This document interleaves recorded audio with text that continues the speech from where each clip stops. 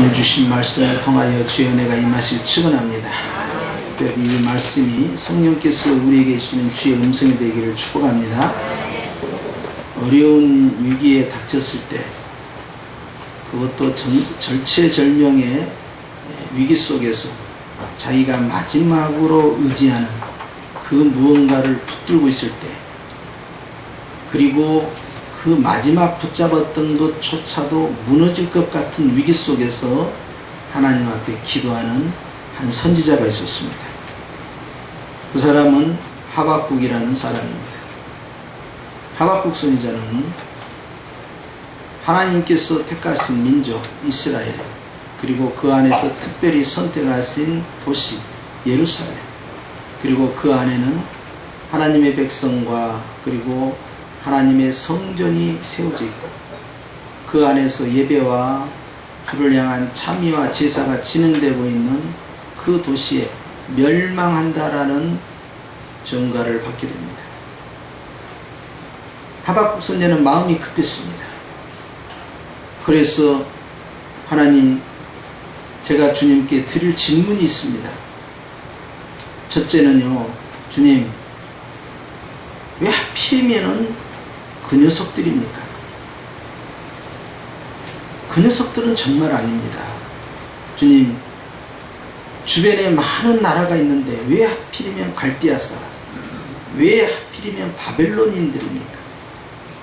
그들은 사악한 자들입니다. 그들은 어느 민족보다도 악랄한 자들입니다. 왜 하필이면 그들을 쓰십니까? 주님, 제가 또 질문이 있습니다. 그래도 우리가 걔네들보다는 좀 낫지 않습니까? 그런데 우리를 그들의 손에 붙이시랍니까? 그들을 언제까지만 두고 보겠습니까? 그들이 언제까지 저렇게 세계를 제패하면서 하나님의 이 도성을 유린하도록 내버려 두시랍니까? 그리고 성루에 서서 예루살렘의 마지막 보호막인 성벽에서 하나님 앞에 기도를 했습니다. 이 성마저 무너져버리면, 그리고 이 성벽마저 무너져버리면 이제는 끝입니다. 북쪽 10지파로 구성된 이스라엘은 이미 722년에 아수르 제국에 의해서 멸망이 되고, 그 아수르 제국을 집어삼킨 나라가 바벨론인데, 이제 이 바벨론이 남유다를 향하여서 거침없이 내려오고 있습니다. 말타는 기병들이요, 백전백승이요, 천하무적인, 그리고 가장 사악하고 악랄한 자들이 내려온다는 소식을 듣고 그는 창자가 떨리고 몸에 기운이 빠지면서 하나님의 성내에서 주님을 향하여 도대체 주님, 이럴 수가 있습니까? 하고 서 있습니다. 마지막 의지했던, 자신들을 지탱하는 그 성벽에서 이 성벽마저 무너지면 예루살렘은 끝장이다. 예루살렘이 무너지면 이스라엘은 끝이다. 절박한 심정, 든든하게 세워진 성벽에서 주님께 서서 기도를 했습니다. 물러설 곳이 없어. 그런데 주님께서는 하박국 선지자가 밟고 서 있는 그 성벽, 그것이 의지할 대상이 아님을 말씀합니다. 그리고 주님께서는요, 이제 하박국 선지자가 궁금해했던 내용들을 대답해 주십니다. 주님은 2절에 이렇게 말씀합니다. 함께 읽습니다. 시작. 여호와께서 내게 대답하여 가라사대 너는 네 묵시를 기록하여 판에 명백히 쓰기를 달려가면서도 읽을 수 있게 하라 그랬습니다. 보통 이스라엘에서는 하나님의 계시의 말씀을 적을 때 갈대라고 하는 파피루스에다가 기록을 한다든지, 또는 양 가죽에다 피지에다가 기록을 한다든지 했습니다. 그런데 모세의 십계명은 주님이 돌판에 직접 새기시고, 그리고 오늘 하박국에 돌판을 준비하라는, 굉장히 중요한 말씀 하시겠다는 것이고, 그리고 이것은 변함이 없다라는 것을 강조하는 것. 돌판을 새기게 되면 두 개를 만들어서 하나는 모든 사람들에게 공개용으로 사용하고, 또 하나는 그것을 보관하기 위해서 땅속 깊이 묻어놓습니다. 이렇게 함으로써 계시의 말씀을 보존하는 방법을 찾았어요. 그런데 어느 누구에게도 지시하지 않았던 계시의 말씀을 판에다 써야 된다. 쓰는 목적은 뭡니까? 달려가면서도 읽을 수 있어야 한다. 명백하게 확증을 지겠다는 겁니다. 주님께서는 바울을 통하여 우리에게 너희의 마음에도 판이 있다. 돌판. 이것을 신비라고 합니다. 마음에 있는 돌판에 명백히 기록을 하라는 거예요. 언약입니다. 약속입니다. 변함없는 그리스도의 성도로서의 주님의 구원의 약속을 기록하는 것이죠. 복음을 기록한 성도만이 그 말씀을 붙잡고 나갈 수 있기 때문에 그러합니다. 그러면서 3절에 이렇게 말씀합니다. 시작. 이 묵시는 정한 때가 있나니 그 종말이 속히 이르겠고 결코 거짓되지 아니하리라. 비록 더딜지라도 기다리라. 지체되지 않고 정령 응하리라. 3기에 대해서 말씀합니다.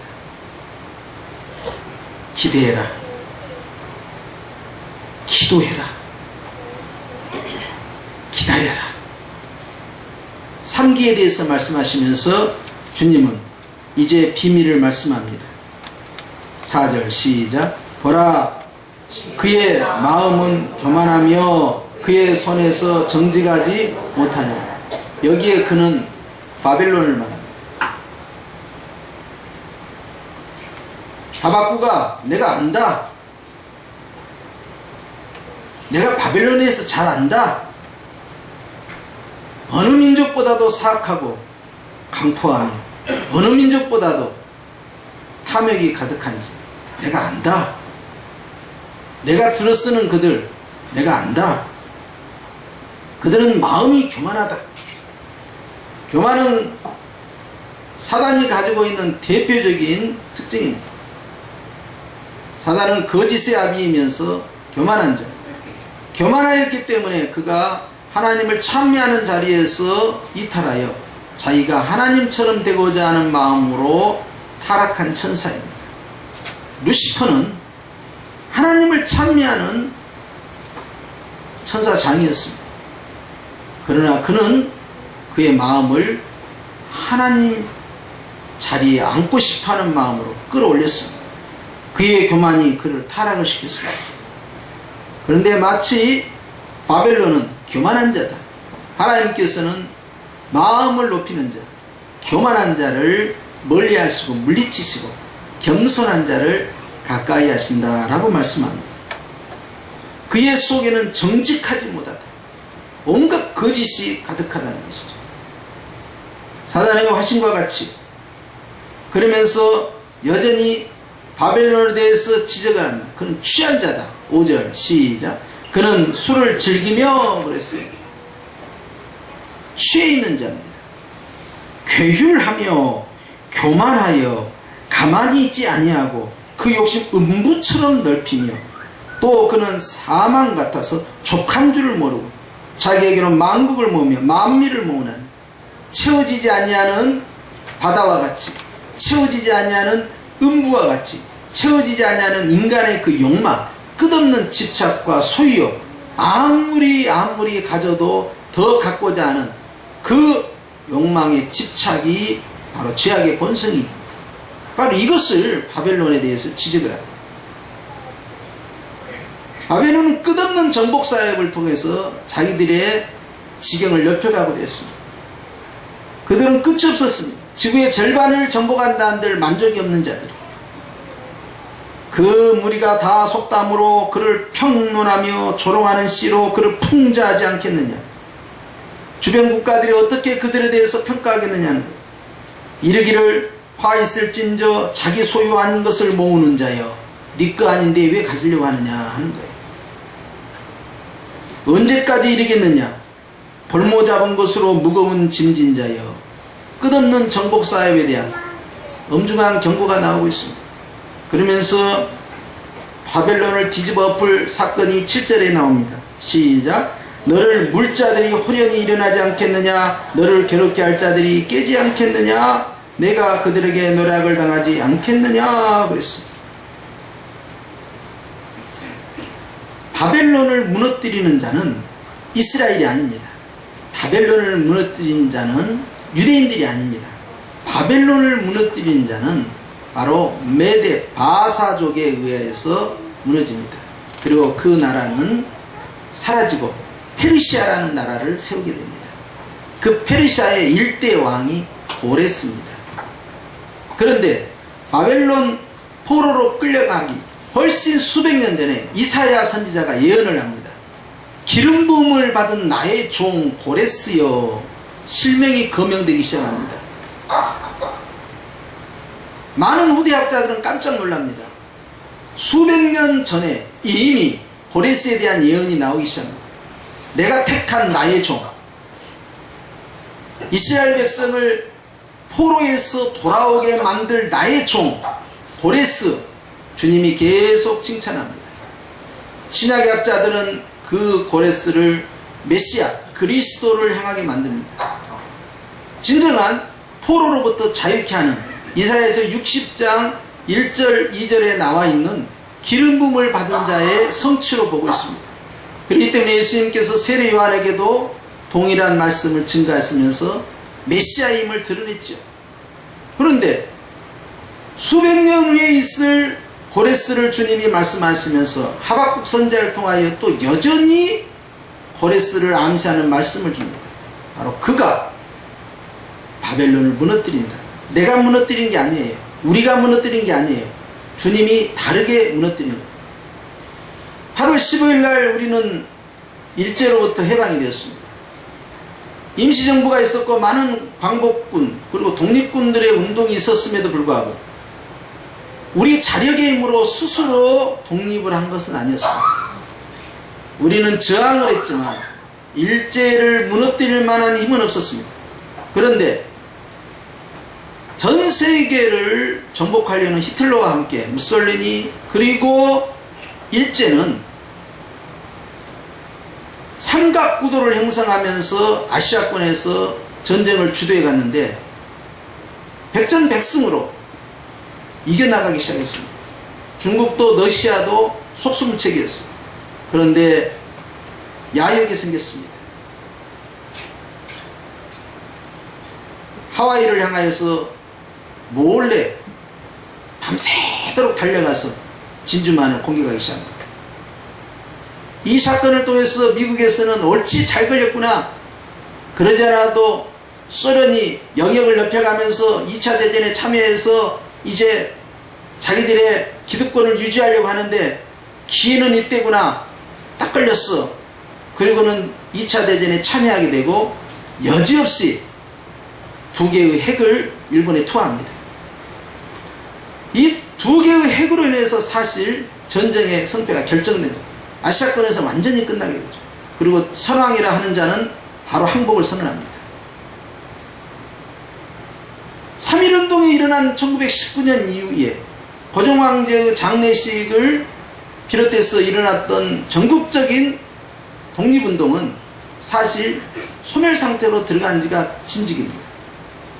1919년 3월 1일 이후에 일제에 의해서 무자비한 진압이 진행됐기 때문에 20년대에는 패배주의가 만연했고 절대 절망이 우리 민족을 완전히 짓누르고 있었습니다. 일본은 누구하고 싸워도 이겨요. 30년대는 말할 것도 없어요.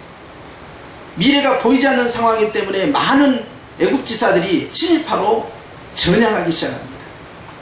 그러면서 국내의 활동은 어려워지고 다 만주적으로 상해 쪽으로 옮겨가서 외곽에서 싸우기 시작합니다. 그럼에도 불구하고 우리는 한계를 느끼고 스스로의 힘으로는 안 된다는 걸 알고 있었어요. 그럴 때 하나님께서는 전혀 엉뚱한 민족을 들었습니다. 그것이 미국이었어요. 두 방의 원폭을 통해서 아주 끝장을 본 겁니다. 주님께서는 저 강대한 바벨론을 누가 무너뜨릴 것이냐. 바벨론은요, 유대인의 손으로 심판을 내리지 않고 고레스의 손에 의해서 바벨론 자체를 흔적도 없이 다 사라지게 만듭니다. 하나님께서는 그것을 경고한 거예요. 그리고 하박국 선지자에게 말씀하는 겁니다. 질문했지. 왜 하필이면 바벨론이냐고 했지. 나는 바벨론에서 안다. 질문했지. 저 바벨론 저렇게 가만히 둘 거냐 했지. 바벨론 쓰임받지만 그의 교만에 의하여서 그들은 꺾어진다. 그리고 너는 알아야 한다.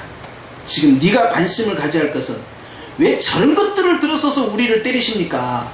라고 말하지 말고, 저런 것들은 언제까지 흥황하게 놔두실랍니까? 라고 말하지 말고 네가 할 일이 있다. 돌판에 분명하게 써라. 2장 4절 하반절입니다. 시작. 그러나 의인은 그 믿음으로 말미암아 살리라.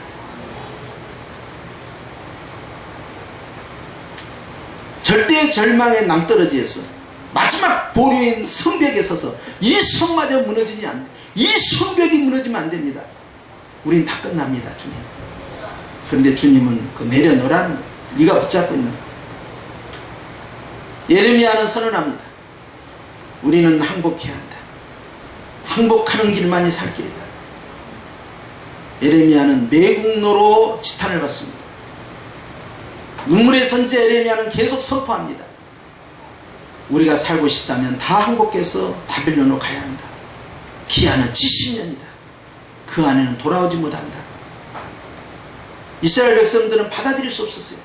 하나님의 택한 백성이 저런 오랑캐족에 의해서 멸망하다니 말도 안 돼. 하나님 살아계셔.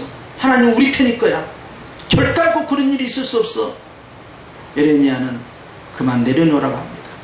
하박국 선지자도 이룰 수 없습니다. 주님, 왜 하필이면 바벨론입니까? 왜 하필이면 그런 것들한테 우리가 당합니까? 언제까지 그런 것들 두고 보겠습니까? 따라서 하십시오. 너나 잘해라. 한번 하셔요. 너나 잘해라. 주님은요, 하박국 선지자가 붙잡을 것은 네가 해야 할 일이 있다. 그것은 믿음으로 인하여 너는 산다. 미래의 힘을 씁니다.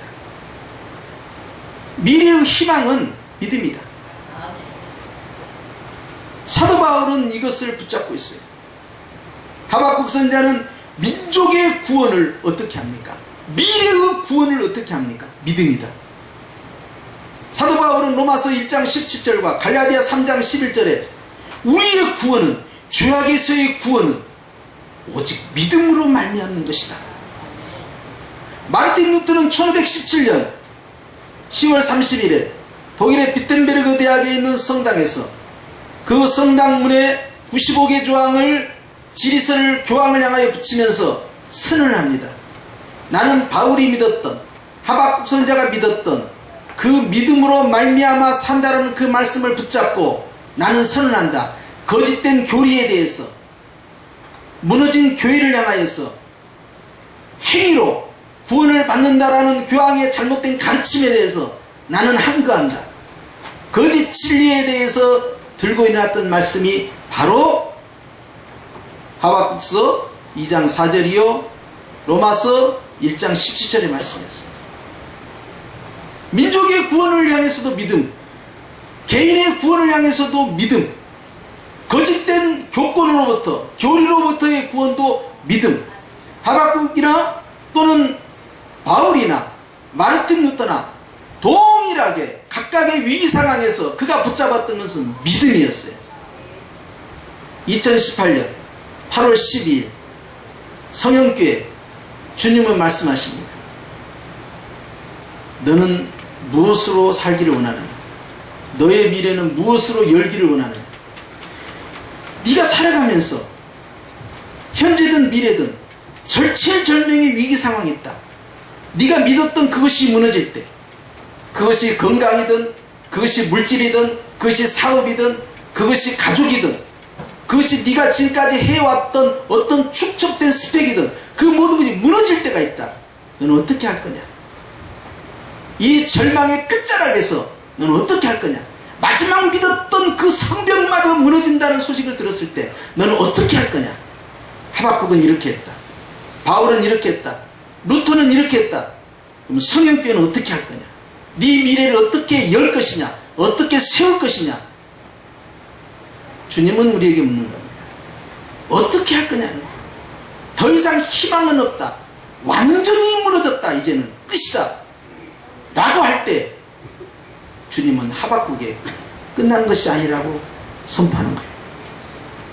하박국은 주님과의 대화를 통해서 세 번의 질문과 대답을 통하여서 그는 하박국서 3장 17절에 그는 고백을 합니다. 비록 무화과 나무가 무성치 못하며 포도나무에 열매가 없으며 감람나무에 소출이 없으며 밭에 식물이 없으며 우리의 양이 없으며 외양간에 소가 없을지라도 다 무너졌습니다. 다 끝났습니다. 주님, 다 끝났습니다. 16절 상황을 보니까 내가 들었습니다. 내 창자가 흔들립니다. 그 목소리를 인하여 내 입술이 떱니다. 무리가 우리를 치러 올라오는 환난 날을 내가 기다림으로 내 뼈가 썩이는 것 같이 풀려왔으며 내 몸은 내 처소에서 떨고 있나이다. 다 무너져 공포와 두려움, 그 무서움과 불안 가운데에서 무너져 내렸어. 그리고 내가 가지고 있는 모든 소유들은 다 무산이 되었어. 없고 없는 겁니다. 열매도 없고 소출도 없고 식물도 없고 양도 없고 소도 없고 다 없어요. 다 무너졌어요. 다 떠났어요. 나는 완전히 빈손입니다. 욥이 마치 느꼈던 것처럼 그가 가지고 있었던 도양 최대의 거부가 모든 걸 다 내려놨을 때, 그가 살아가는 10명의 아들, 딸들이 한날 안시에 한꺼번에 붕괴되어 다 압사당해서 죽었을 때, 그의 몸이 악창이 나서 더 이상 의학적으로는 치료할 수 없는 이제 사형 선고를 받았을 때 그에게 무슨 희망이 있겠습니까? 그런데 그는 고백합니다. 나의 달려갈 길을 그가 아시나니 나를 연단하신 후에 나를 정금같이 나오게 할 것입니다. 물론 주님 안 보입니다. 앞을 봐도 안 보이고 뒤를 봐도 안 보이고 좌를 봐도 아니 계시고 우를 보아도 아니 계십니다. 그러나 저는 믿습니다. 하박국 선지자는 고백합니다. 그가 나를 죽이실지라도 나는 주를 소망하겠나이다. 그리 아니하실지라도 모든 것이 무너지고 절대절망이 찾아와서 이제는 뭐 하나라도 잡을 수 없는, 지푸라기조차도 아무것도 없는 그런 위기 속에서 그는 고백합니다. 3장 18절에 선포하기를 나는 여호와를 인하여 즐거워하며 나의 구원의 하나님을 인하여 기뻐하리로다. 하나님이 주신 건 다 없어졌습니다. 그리고 주님밖에 없습니다. 그것이 믿음이다. 인사하십시다. 그것이 믿음입니다. 가능성이 있는 것을 붙잡는 것이 믿음이 아니라 가능성이 없을 때 주님을 붙잡는 것이 믿음입니다. 바울은 선언합니다. 나는 베냐민 지파 출신이다. 나는 8일 만에 할례를 받았고 히브리인 중에 히브리인이요. 나는 모든 율법에 흠이 없는 자고 나는 갈말리엘 문화에서 율법을 다 통달한 자다. 나는 로마 시민권도 있어. 그런데 이거 아무것도 아니더라. 내가 주님 안에 들어가는 일에 있어서, 주님을 의지하는 일에 있어서 이것이 방해가 된다? 나 이거 배설물처럼 가차없이 다 버리겠다. 나는 오직 예수님 안에 거하기를 원한다. 물론 하나님께서는 바울의 모든 과거의 경험들과 그가 가지고 있는 여러 가지 조건들을 다 활용을 하셔서 복음 전파에 쓰게 하셨어요. 그럼에도 불구하고 당사자는 그것을 의미 있게 붙잡지 않았어요. 주님이 하셨습니다. 주님이 하고 계십니다. 주님께서 수고하셨습니다. 계속 주님 안에만 있기를 원했던 것입니다. 하박국 선지자는 이제 나라와 민족조차도 내려놔야 됩니다. 자기들을 보호해줄 것만 같았던 성벽도 내려놔야 됩니다.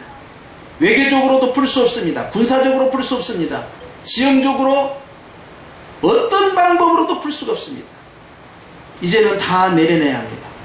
다 무너져야 합니다. 그리고 절대 절망이 찾아왔습니다. 주님은 그때 역사하십니다. 고린도후서 1장 9절 말씀에 사도 바울은 선언합니다. 나에게 사형 선고가 떨어진 줄 알았다. 너무너무 심한 고난을 받아서. 그런데 그것조차도 주님이 내 자신을 의지하지 않고 하나님만을 의지하기 위한 주님의 계획이었다. 더 무너져야 한다. 더 내려가는 것이다. 그는 선언합니다.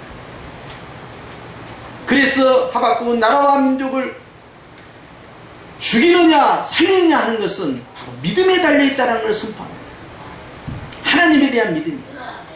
오직 주님만이 나의 희망이라고 선언하는 거예요. 바울은 선언합니다. 율법을 지킴으로써 구원 얻는 것이 아닙니다. 예수 그리스도를 믿는 그 믿음 하나만으로 구원을 얻습니다. 그걸 붙잡고 복음을 전파했습니다. 루터는 선언합니다. 거짓된 교리 그만 가르치세요. 왜 성도들의 어깨에 멍에를 씌웁니까? 어찌하여 행위로서 구원 얻는다고 착하게 살아야 천국 간다고 주장합니까? 헌금 많이 해야 왜 천국 간다고 주장합니까? 다 거짓말입니다. 교황 잘못된 주장을 하고 있습니다. 교황청은 답하라. 오직 믿음으로만 구원 얻는다라는 바울의 그 고백을 나는 믿습니다. 그걸 선언했습니다. 그리고 이 시간에 성령교회 주님은 말씀합니다. 너의 모든 환경이 무너졌을 때, 너의 미래가 전혀 보이지 않냐고 절망의 끝자락에 낭떠러지에 서 있을 때 너는 거기서 무엇을 할 것이냐? 자포자기하고 끝낼 것이냐? 아니면 희망의 노래를 부를 것이냐? 하박국처럼 오직 믿음으로 말미암아 살리라는 그 말씀을 붙잡는 자를 주님께서는 오늘 부르시고 계시는 겁니다. 평상시에는 느끼지 않지만 절체절명의 위기 속에 있을 때는 우리는 무언가를 선택을 해야 됩니다. 포기하고 끝낼 것인지 아니면 죽을지언정 희망을 붙잡을 건지. 우리의 조상들은 일제와 싸우면서 절대 절망을 느꼈어요. 그렇기 때문에 늘 허무주의에 빠집니다. 낭만주의 문학 자체가 철저한 허무주의, 패배주의. 도저히 어떻게 할 수 없다는 거예요. 그 절망이 그들을 가둬놨어요. 그리고 술에 취하게 만들었어요. 막심하게 만들었어요.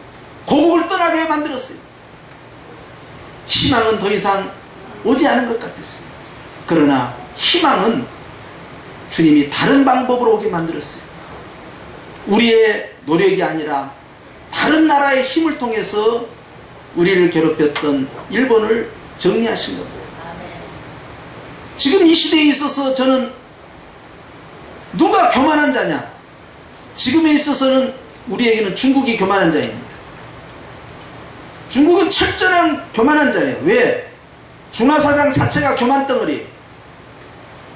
온 세상의 중심이 자기라고 주장합니다. 20년 전만 해도 우리 제품 갖다가 다 모방했던 사람들이에요. 그래서 차이나는 항상 품질이 떨어졌어요. 그리고 우리는 그 20년 전에는 일본 거 갖다가 다 복제해서 만들어서 팔고 우리 생계를 유지했던 그런 시절이 있었어요. 그런데 이제 중국이 그렇게 하더니 대국이 되어서 G2가 되었습니다. 그러면서 얼마나 한국을 조롱하고 기만하고 우습게 보는 이 한반도의 작은 반쪽짜리 땅덩어리, 우리가 한번 기침 한번 해버리면 너희들은 다 감기 걸려버려. 사드 관광객 다 끊어. 덜덜 떱니다. 중국이 어떻게 할까봐 덜덜 떱니다. 정부도 떱니다. 중국의 비율을 맞춰야 됩니다. 저는 강단에서 선언하는 거예요. 중국은 교만한 자들이다. 하나님은 교만한 자를 손을 봅니다. 그 교만을 어디까지 높이겠어요? 그렇기 때문에 주변 국가를 괴롭히는 거예요. 베트남을 괴롭히고, 필리핀을 괴롭히고, 대만을 괴롭히고, 한국을 괴롭히고, 주변 국가에서 자기 영역을 확정해 가는 거예요. 제국주의에 물들어서 어떻게 하면 땅을 넓힐 것이냐 생각하는 거예요. 하나님은 교만한 자를, 우리의 힘이 부족하면 다른 힘을 통해서라도 만들어요. 그래서 중국은 교만한 자예요. 교만의 영이 충만한 자예요. 그게 중화사상이에요. 엄청나게 경고하는 거예요. 이 강대상에서. 중국은 그러다 큰일 납니다. 중국이 선교가 되어야 세계 선교가 된다는 비전을 제가 품고 있습니다. 그럼에도 불구하고 중국의 위정자들의 그 교만 때문에 중국은 망하는 거예요. 하나님께서는 교만한 자를 칩니다. 우리 민족도 잘 산다고 까불고 약소국가를 무시하고 외국에서 들어온 다문화 사람들에 대해서 멸시하고 우쭐거리고 기고만장하다면 주님이 우리를 칩니다. 크리스찬이든 넌 크리스찬이든 교만한 자는 가만두지 않습니다. 믿음은 주님만을 의지하는 것입니다. 성도 여러분, 우리가 때로는 잘 될 때가 있지만 그럴 때도 겸손해야 돼요. 교회가 부흥하고 교회가 성장하고 성도들의 길이 다 형통하고 그렇게 해서 날마다 충만 풍성 된다 할지라도 우리는 하나님 앞에서 붙잡아야 할 믿음이 있습니다. 그건 겸손입니다. 때로는 우리가 말할 수 없이 아래로 내려갔어. 이제는 다 끝났구나. 여기까지 모양이구나. 그렇게 몰릴 때가 있습니다. 그럴 때 주님은 우리에게 묻습니다. 너는 무엇을 붙잡고 있느냐? 너에게는 희망이 있느냐? 하박국이 붙잡았던 2장 4절에 믿음으로 말미암아 산다. 너는 그것을 너의 것으로 잡을 것이냐? 주님은 묻습니다. 바로 그 믿음이 우리의 미래를 여는 것입니다. 우리의 미래를 세우는 것입니다. 오직 하나님만이 그 일을 우리 교회 가운데 적용하시고 우리 성도들의 개인의 각 삶 가운데 적용시키실 거예요. 이 말씀을 왜 주셨겠습니까? 하박국처럼 상처받은 수많은 현재와 미래의 영혼들에게 주님은 주시는 겁니다. 결국 믿음으로 산다. 기도하십시다.